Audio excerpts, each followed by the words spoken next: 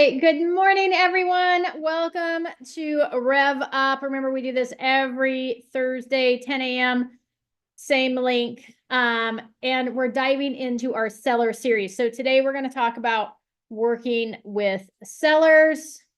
Some of the things that we are going to learn during today's class, we're going to talk about circles of opportunities, or how to find qualified and motivated sellers. We're going to talk about your listing presentation. We're really going to dive into that in a future session. We'll talk about 7 steps in the listing process, how to qualify sellers using the pre-listing questionnaire, effective research and preparation, the components of your pre-listing package. We'll dive in a little bit on how to determine an accurate price range, that comparative market analysis, although we're really going to do a training on that come December. And then we'll talk about scripts and dialogues for sellers. So let's get started. So it's all about lead generation, right? So if we, you'll hear me talk over and over again. If you look in the real estate industry, generally speaking, the top real estate agents are nearly always listing focused agents. They're always the top income earners. The reason being is that with listings, you're going to gain greater control over your time. So we always talk about being listing focused. So we want you to gain more control over your time. So if we have a listing, which is one property that we don't have to do a whole lot with until it gets into contract. I mean, we have to do marketing and stuff. We don't actually have to like visit the property very frequently. We're going to have greater control over our time versus taking buyers around and showing them multiple properties until they find the right one, right? So it just takes less time to manage listings. You can have more inventory, more sellers than you can buyers at one time. Listings are going to build your reputation in the marketplace, right? Like you've got a sign in the yard, you're able to promote that listing. It's going to start building you as an agent and start just getting that name recognition. You can handle, as I mentioned already, you can handle 4 to 5 times as many listings as you can buyers at any given time. Okay. So just again, it just takes, you've got greater control over your time. They just take less time. Most of the time, buyers driving in an area, if they don't have an agent, they're going to make sign calls or show up to open houses, which means you have the potential for gaining leads from your listings. And most sellers also become buyers. Okay, so when their home sells, oftentimes they're going to relocate to another home. Very infrequently does somebody sell a home and start renting. Most of the time they sell a home to buy up or buy down in the same area, or they're going to move to a new area, which equals referral opportunities for you. So let's talk about our circles of opportunity when it comes to lead generation for sellers. So as always, the center of the circle is going to be motivated sellers. We want to find motivated sellers. Okay. The outside of the circle is going to be further away from that. And then as we get closer in, you're going to find more sellers.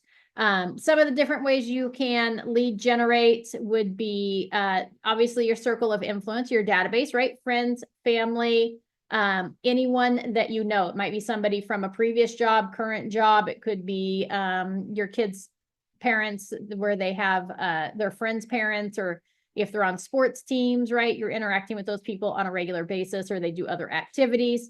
It could be farming, right? A geographical farm or a demographic farm, somebody that you stay in contact with on a regular basis, frequent area of repetitive marketing. And just so everybody knows, if you're watching this, and you're like, gosh, I'd like to know more about that lead generation method. If you go to the YouTube channel, there are plenty of videos on all of these things that I've already covered and gone into detail on most of these. You could go door knocking, right? You could choose areas close to your home.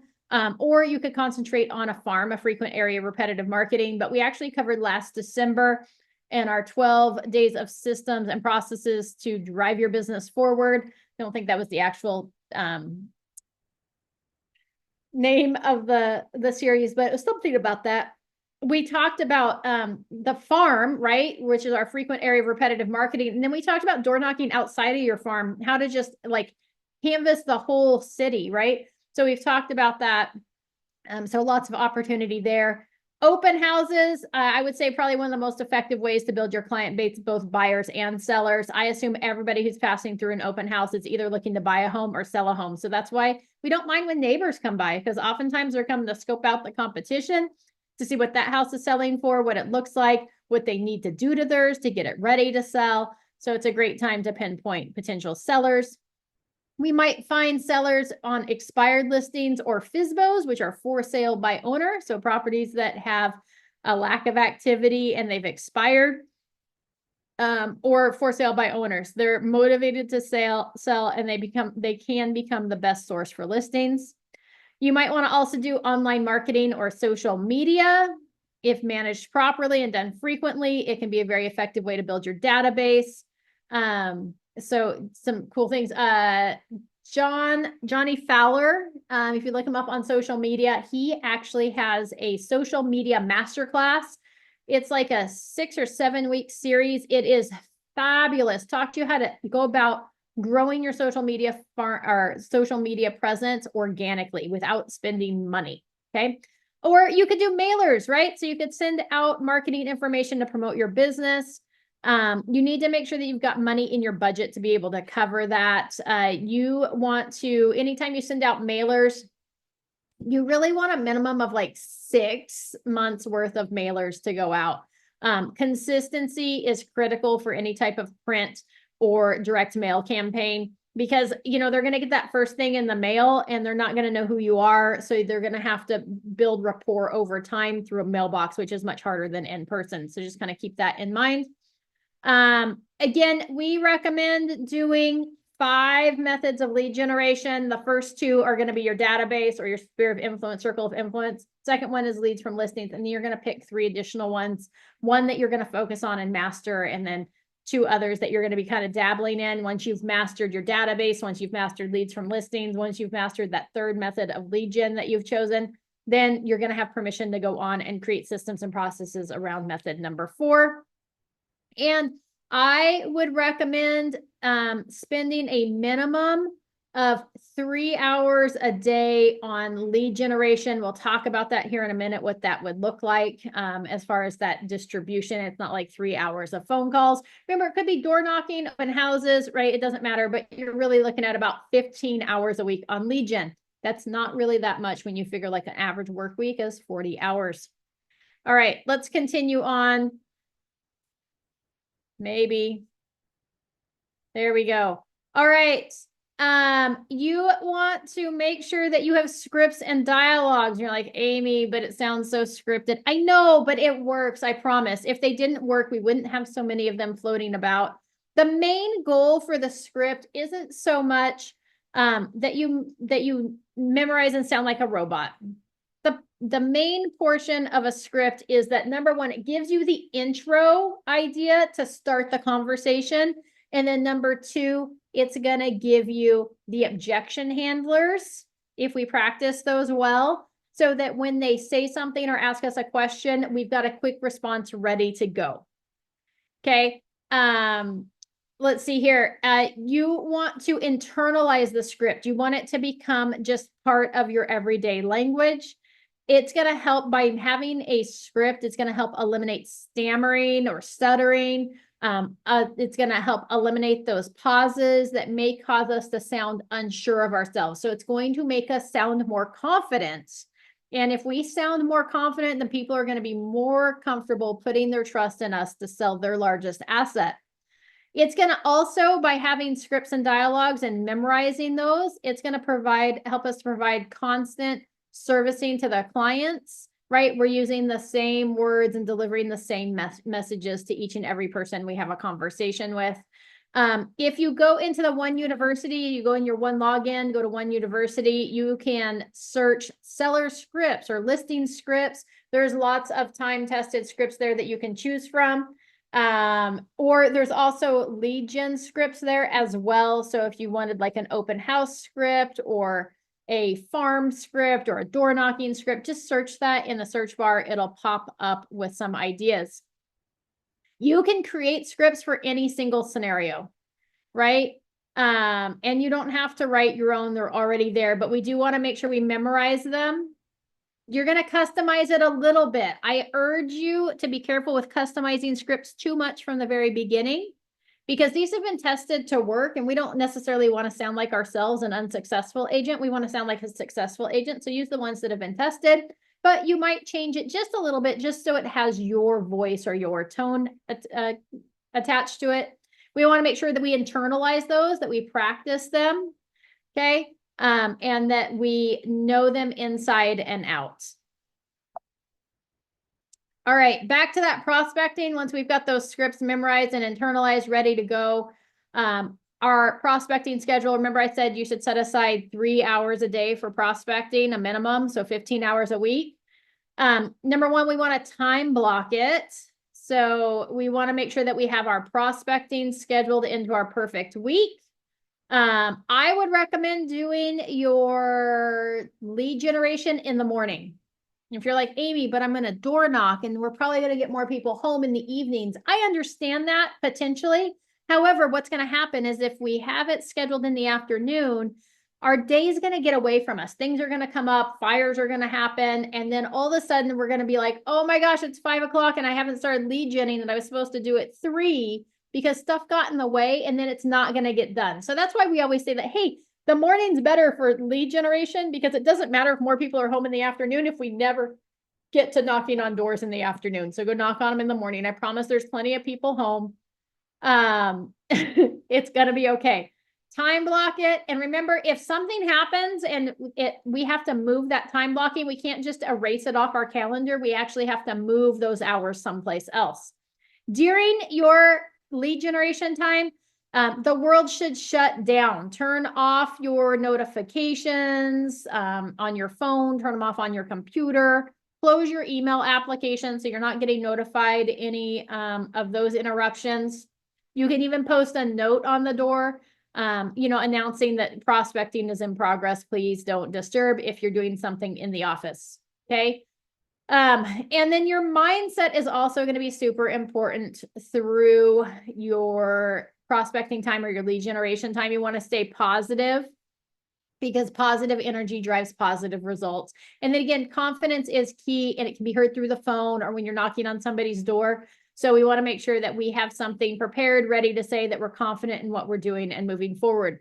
That being said, please don't let your confidence hold you back from doing something. So if you're like, man, I'm so nervous about hosting this open house, I just don't know how it's going to go, maybe I should just cancel it and not do it. No, it's better to go in and be unconfident and do an open house, or go knock on a door and be unconfident and kind of learn as you go, than it is to just not do it. So don't let that hold you back.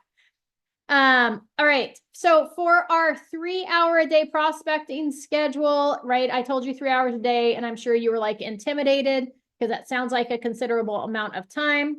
But if we break it up into 3 hours, the first hour is going to spend in preparation to prospect. We're going to start with mindset and physical preparation. We're going to make sure that we've got our positive mindset. We may want to say like some positive affirmations there. Things like, people are going to be excited when I knock on their door.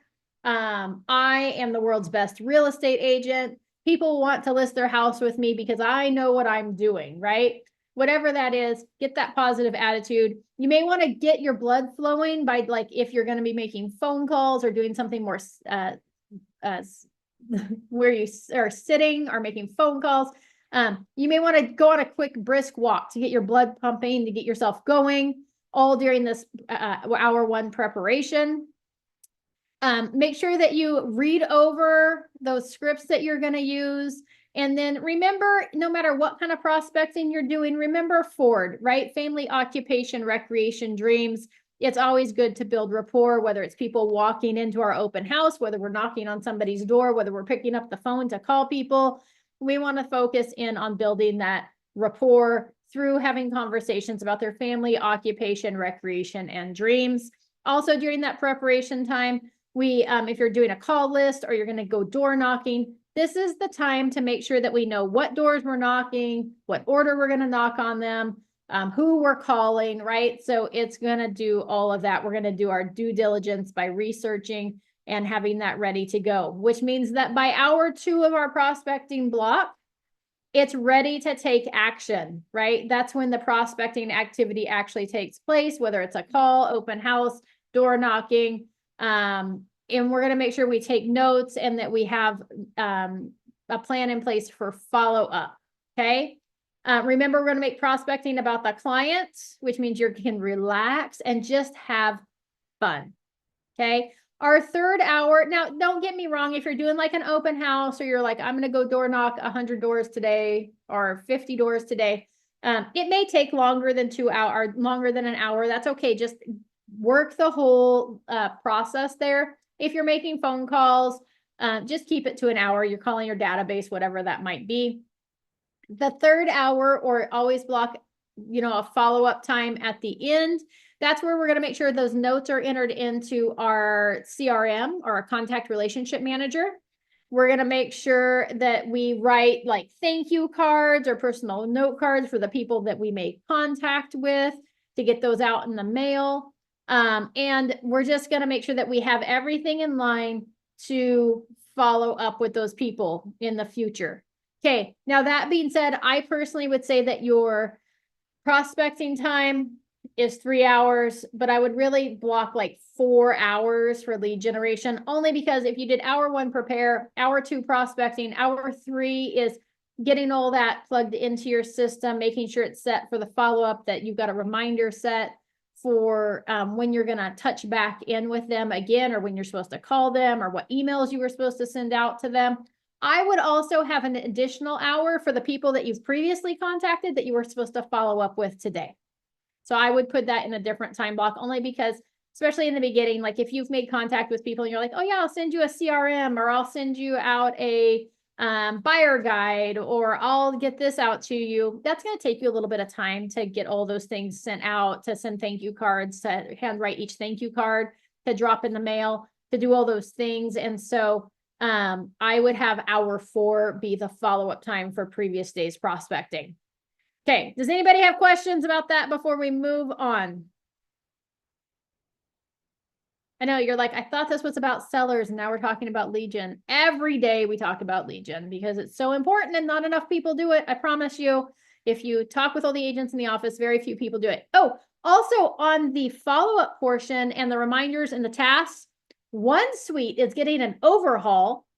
It's becoming, we'll keep that as a verb, an action word, more user-friendly, which is fabulous. I'm hoping they're going to do something with the drip campaigns. I haven't looked at it yet, but even the look of it is more user-friendly. And it's got where now when you open it, if you set tasks for today, it pops up and tells you what tasks are due. It's a very visually pleasing homepage now. With more functionality, easier to get in there and manage your clients, easier to search your clients. So it's going to be fabulous. We'll dive into that probably in December as well. I'm looking at the December training list, trying to figure out exactly what I'm going to do. But there you go. Okay, prospecting schedule. Make sure that you're tracking your progress. There we go. We want to track the amount of calls that we make, the doors that we knock, how long we were at the open house, what house we held open, how many people passed through, how many messages we sent on social media, how many text messages that we sent, right? Because then it makes it really easy to track down and be able to figure out how much each phone call is worth to you, or how much each open house was worth to you. Because if the average sales price is like $500,000, and let's just say 2% commission. Remember, commissions are not fixed. I'm just using this for an example. At 500,000, 2% commission is each potential lead is worth $10,000 to you. So if it takes 100 phone calls to obtain a prospect that either buys or sells, then we would take that 10,000 divided by 100. Each phone call is worth like $100. If every 100 phone calls leads to a closed transaction. Is that right? 100 times 100. Yes, that is right. Okay, my math was correct. right? So if you knew that each phone call that you made or each door that you knocked on was worth $100, would it make you more excited to go knock on doors? Probably so, right? So that's the importance of tracking your numbers. You need to make sure that you can track it over time. And that way too, you can pivot and shift. So if we know that, gosh, I've made 700 phone calls and I haven't even gotten so much as an appointment, then it's probably not the activity that needs to be addressed. It's how we're communicating. It's probably that dialogue that we're having when we get people on the phone. Or if we've knocked on, 1,000 doors and it hasn't led to any potential buyers or sellers, then maybe we need to see what is that script or dialogue that we're using when people answer the door. What is it that we're leaving them? Is there a call to action on it, right? So we need to change the behavior. On the flip side, if you're like, man, I've been door knocking for 3 full months and I don't have anything to show for it, and you go back and you look at your tracking and you're like, well, I only knocked on 100 doors. Like, yeah, I've been door knocking for 3 months, but I only do like 5 a day. Then we're going to say, well, it's probably not the method that you're using. It's the activity itself. We need to step up and go through more numbers.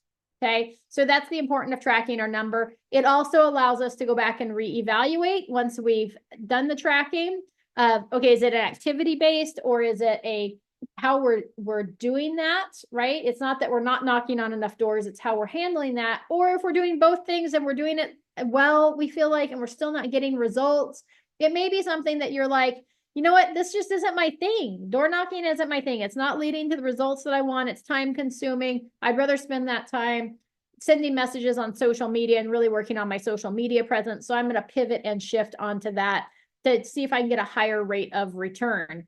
Okay, so that allows you to make those decisions if we're tracking everything.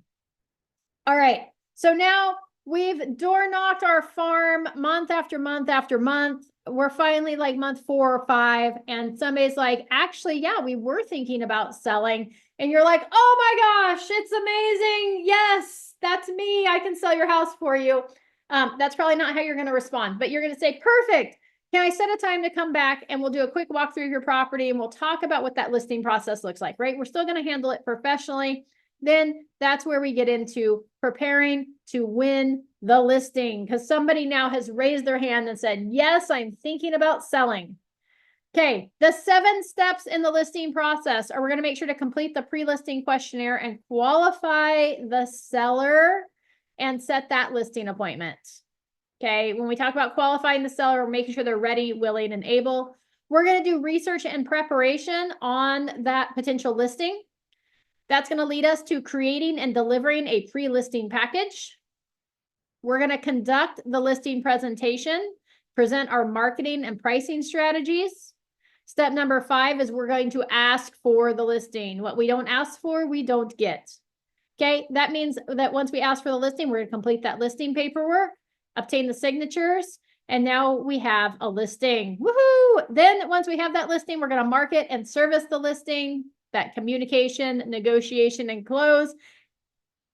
And then even though we're closed and you're like, that's the end, right, Amy? No, there's still step 7. Step 7 would be the after the sale follow-up system. Okay, so today we're going to work through steps 1 through 3. We already talked about the pre-steps. Now we're setting up for success on that listing appointment. So step 1 is we want to complete the pre-listing questionnaire and qualify the seller and make sure that we set that listing appointment. We're going to use the pre-listing questionnaire as a guide to ask the questions to determine that the seller is ready, that they're willing, and they're able to sell, and how realistic or unrealistic their expectations are. Okay, we're going to do that so that we can then set the listing appointment. Many homeowners are going to, as we go through this process, they're going to press you for opinions on pricing right away. Okay, some sellers are going to believe that the only differentiator between agents is the price that they recommend. And others are going to be merely just excited and eager to get started right away. So regardless, we don't really want to make a pricing recommendation before we see the property and before we have time to really run comps on it. Okay. So that being said, I don't necessarily believe that you have to 100% see the property in order to make a recommendation on the price, but I do want to make sure that I've done some research on it. Okay, so you can say something like, right, this comes back to scripts and dialogues. Although I know the market extremely well, I would be doing you a disservice to make a recommendation before I've seen your property and completed the research. Okay, so is today I have today at 3 p.m. or tomorrow better? Right, our goal is to see the property or at least get some photos from them. If we're door knocking, we're right in front of their property right there. Although there could be some safety and security thing with going into somebody's house that we don't know. That might actually be a good time to say, hey, can I do a quick walkthrough of your property? And then that will allow me this evening, I can really look at the comparables for your specific house based on the condition and quality, and have some recommendations for you, right? So we want to try to avoid saying anything. If they continue to press you, one way to kind of avoid answering specifically is if you know the neighborhood well, you can say, well, homes in this neighborhood have sold anywhere from 550,000 to 650,000, depending on the condition, the quality, and the size of the house. What I would like to do is schedule a walkthrough with you where I can come back to the property, do a quick walkthrough, or can I come in and do a quick walkthrough right now? It'll take like 5 minutes. That'll just give me an idea of the condition of your house.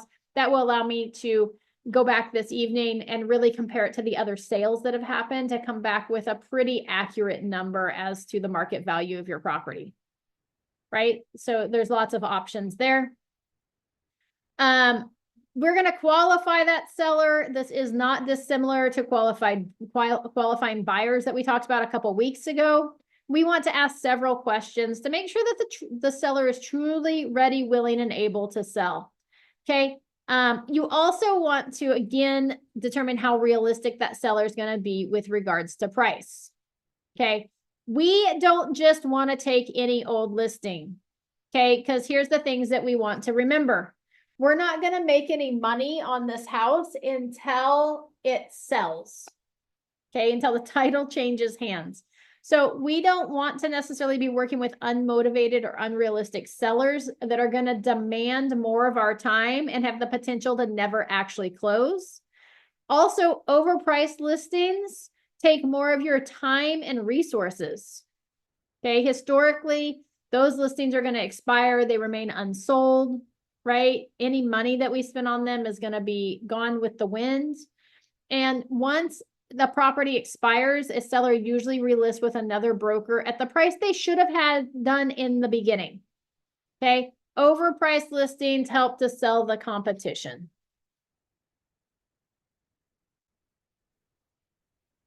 All right. In your real estate business, though, you must take calculated risks. So that means that you've done your homework, so that you know the risk in taking a listing and spending money and time to market the listing, and with the knowledge that it still might not sell, right? There's no guarantees, which is why it's always a calculated risk.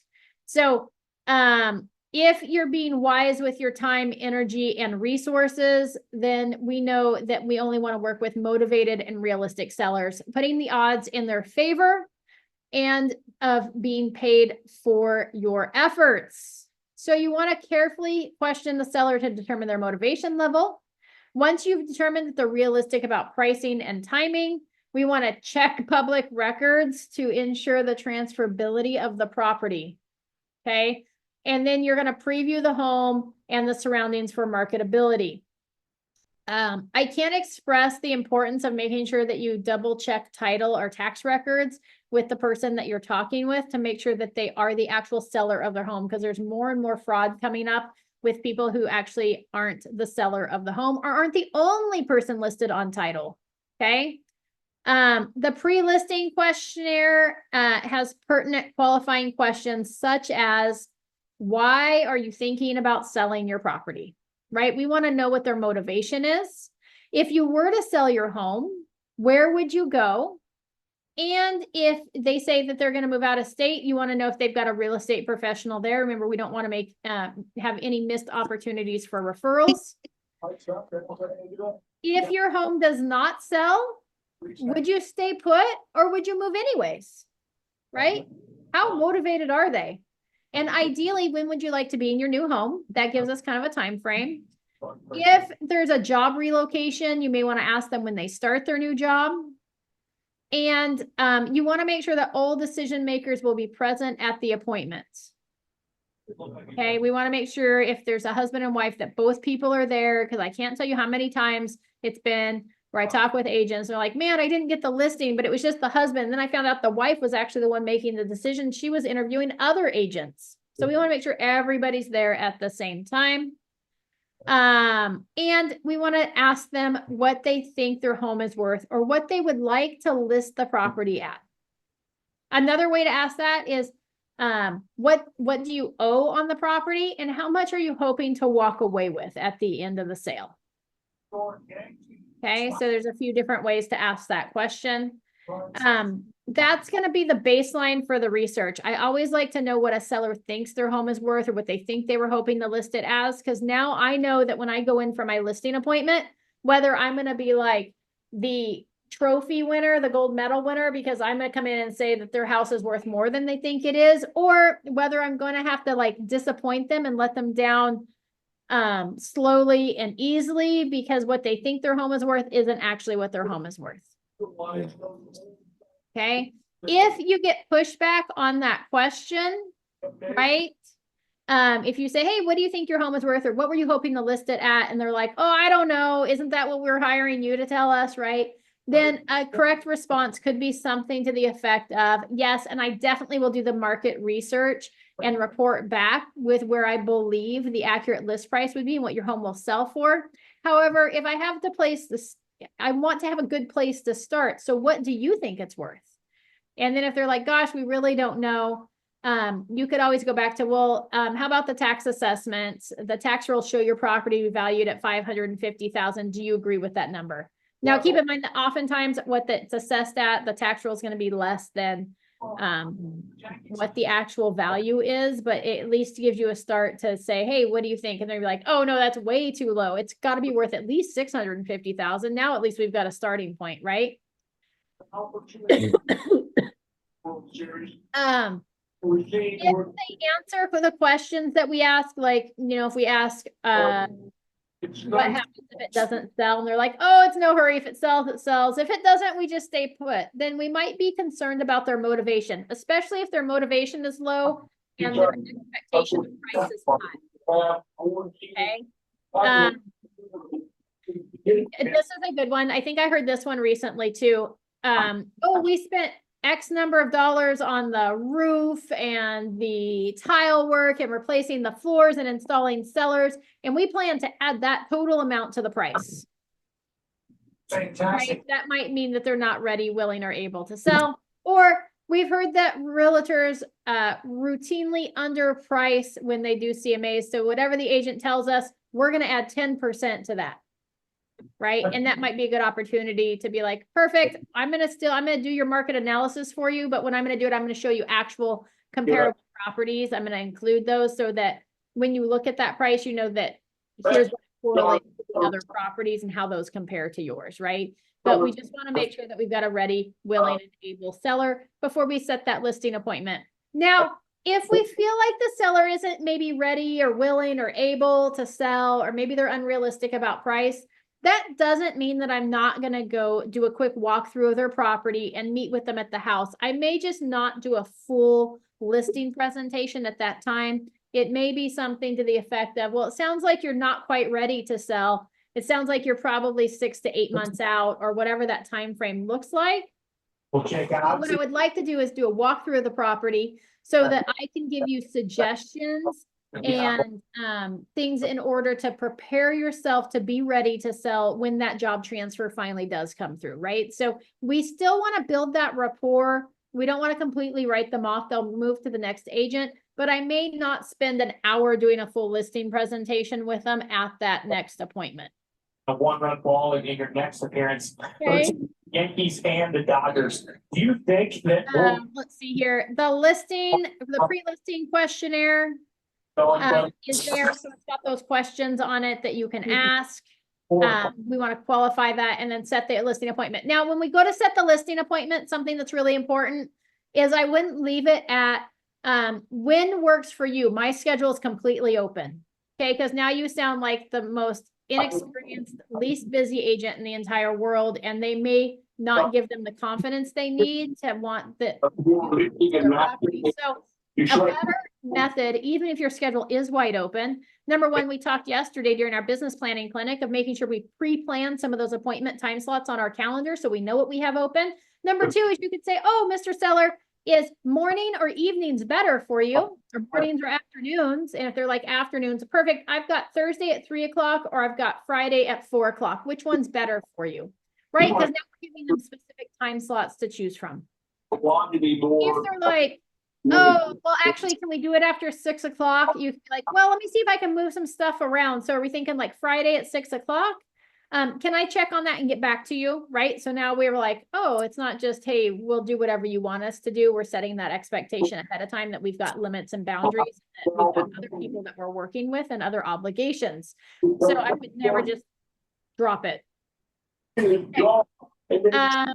want to make sure that we do research and preparation I believe it's too early. for the property. If you can't see the home before your appointment, if you're not able to do that walkthrough before your appointment, ask them to send you pictures. I usually like a picture of the backyard, the kitchen, and the bathrooms. Okay, that gives me an idea, because if you ask them questions of, hey, if your kitchen updated, they're gonna be like, oh yeah, it's totally updated. Perfect. Another good question with that is, how long ago did you update it? Because my favorite is, well, we bought the house in 1950 and we updated it in the 80s. So I'm going to say the kitchen's updated, but it's not really updated for 2024, right? So, oh, perfect. When did you do those updates? What updates did you complete? What kind of flooring do you have, right? So we want to know all this information when we run a market analysis on the property. And we want to make sure that if we can't see that home, which is why I like pictures of the home, because now I'm not just taking their word for it. I'm seeing through the lens of their camera exactly what it is, that house, the yard, the main features of that house look like. Okay. So some of the pre-listing questions that you can ask, and a good way to do this is, we've talked about this before with like the buyer questionnaires and stuff, is we could put this into a like a Google form seller questionnaire that we can send out to them, and they go through and answer, and it spits back the results to us. But are you the only owners listed on the property? Is it held in a trust? If it's held in a trust, we're going to need a copy of that trust. How long have you lived at the property? Why are you looking to sell? Do you have an idea of what price you may want to sell your home for? Do you have solar? Have you done any improvements to your home since you've moved in there? The reason I like that one is that oftentimes I can pull up the old listing in the MLS and see what the last pictures look like. So knowing if they've done any improvements since they purchased it gives me an idea of the condition of the property.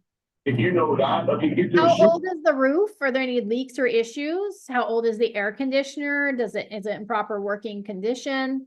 What kind of flooring do you have throughout the house? Has the kitchen been remodeled? If so, when? What kind of cabinets are there? What color are they? Is there a pantry? Dominic, you got a question? Yeah. Can we get a copy of this this list right here? Absolutely. I'll have Abby link it into the spreadsheet with the training. Okay, cool. Yep. You can also, you probably should be able to find this one as well. If you go into the One University and search pre-listing questionnaire, it's probably in there as well. Okay. All right. What kind of countertops do you have? What are the style and color of the appliances? What kind of paint colors do you have throughout the house? When was the last time the walls have been painted? Have the bathrooms been remodeled? What color or style is the vanity? What kind of counter is the vanity top? What color are the fixtures? Are they gold, nickel, chrome, brass, right? And are the fixtures updated to low flow? I don't even think that matters, so I wouldn't worry about that one.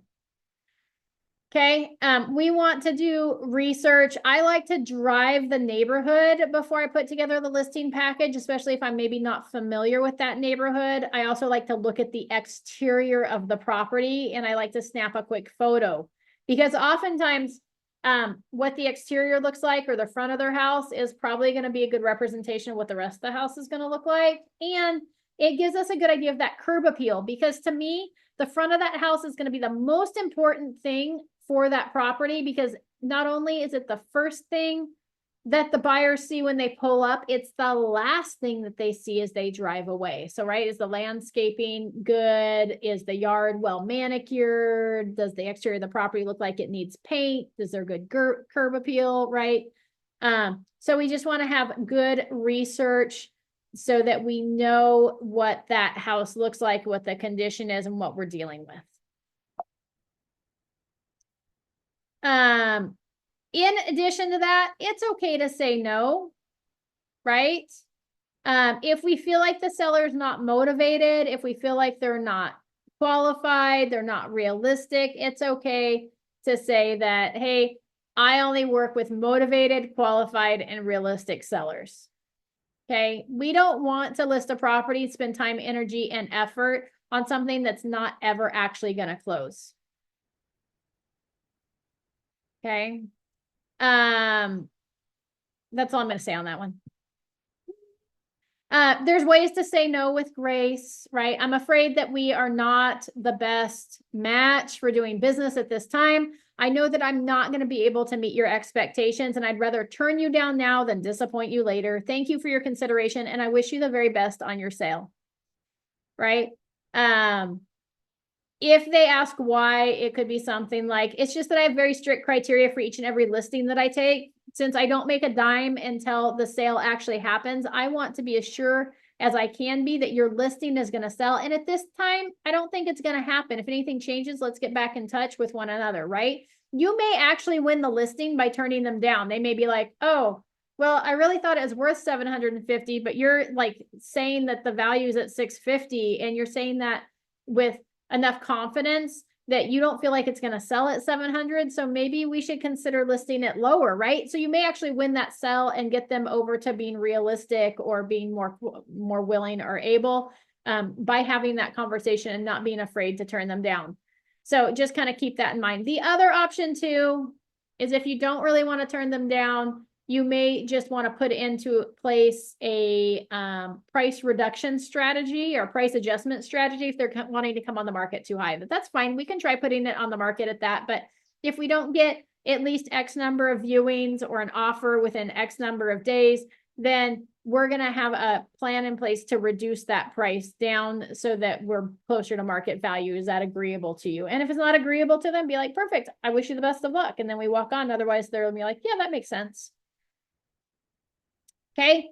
After we've done our research, we've set that appointment, we've qualified them. Then what we want to do is we want to create that pre-listing package. Okay. I cannot tell you how many agents do not take the time or energy to put together a pre-listing package. It's going to allow you to minimize objections ahead of time. It's going to allow you to distinguish yourself from the competition. And in some cases, it's going to get you the listing before you even show up for the presentation. It just gives you such a distinct advantage that you would be silly to not utilize it, right? So I'm always talking about, hey, put systems and processes in place. This is another one that you should put in place, this pre-listing package. I would recommend that your pre-listing package is printed, although you could do a digital one that you email to them. But I think delivering something to their door, dropping it off for them, having it a nice folder or spiral bound it or whatever you want to do is going to be fabulous. And it just gives you that little edge to like hand deliver it. It also allows you to be able to like hand deliver it with like a little present of some sort to just really stand out from the competition. Some information that you may want to include in your pre-listing package would be a CMA report, that comparative market analysis report. I usually include my full listing presentation in there. We talk about what the marketing strategy is, what the listing strategy is going to be, right? Where we're going to market that property, how we're going to market the property, when we like to host open houses, what our track record is for sign calls or why the sign's important, right? We're going to set all of that up ahead of time. Might talk about what their options are for photography or staging. right? All those things may be included in there. Oftentimes I'll include the comparables or that market analysis of the property, but I may not be specific on the price, the list price. Okay, so sometimes I just include the market analysis. We'll talk about the list price when I'm there at the property if I had a chance to do a walkthrough. Other times I may do a more general range for that market analysis. So it might be a little broader range so that they just aren't locked into anything before I even walk through the door. Dominic, question? Yeah. So do we do a class on like running comps too? We Because will. I feel like I want to get better at running comps. Absolutely, we will do that. Okay. All right. Perfect. You may want to include your resume, which should be part of your listing presentation, which we'll talk about next. I think that's next week. It could be the week after. And then I also like to include things with like the sample contracts, like a sample of the residential listing agreement, maybe a sample of the seller property questionnaire, a sample transfer disclosure statement. So those things the sellers are going to have to fill out. And I may also include in that their homework for our pre-listing package where we tell them what it is that we want them to have ready for us at the listing appointment. Like make sure that you've got a spare key available because we're going to need that for the lockbox and a recent mortgage statement. That way you make sure you know what they owe on the property because it's really fabulous. Somebody's like, oh, I think it's worth this. You know, it's only worth 600,000 and they owe 610,000 because now even though they might be ready and willing, they are not able to sell unless they want to talk about a short sale. So just some things to think about. So we always want to see that recent mortgage statement. Dominic, question? Yeah. So I see you say you should include your resume in there. So what if like because I'm a new agent, I haven't sold a home yet. So what would I include in like my resume? Yeah, so you may just want to include like some information about yourself, who you are, what you enjoy doing in your free time, maybe even the heart of why you got into real estate in the first place. So we don't have to say that, hey, I'm a new agent, I haven't sold anything, but it may be one of the reasons I got into real estate was because, you know, I saw several people have a horrible experience with the sale of their home. And I wanted to make sure that every buyer and seller that I work with has an amazing experience, right? Whatever that is. So whatever that would draw somebody in to be like, oh, I like this guy. This is why I'm going to choose him to list my home because I have things in common with him. I like his heart for why he's doing this. So we don't have to say we've never sold a home. We can spin our story however we want to. If like you were part of buying and selling your own house 5 years ago or whatever, you could say that you've been helping to buy and sell homes for 5 years. Right? Even though you weren't actually a real estate agent, but you did do your own or, you know, whatever it might be. So it's all in how you spin your story. Okay. If they have a trust or it's held in an LLC, you'll want a copy of that paperwork. So that might be part of the homework that you put on the cover sheet of that pre-listing presentation. And then, like I said, I would package it either like spiral bound, super nice quality printing, or a high quality, heavy duty envelope that's branded to you with all of this information in it.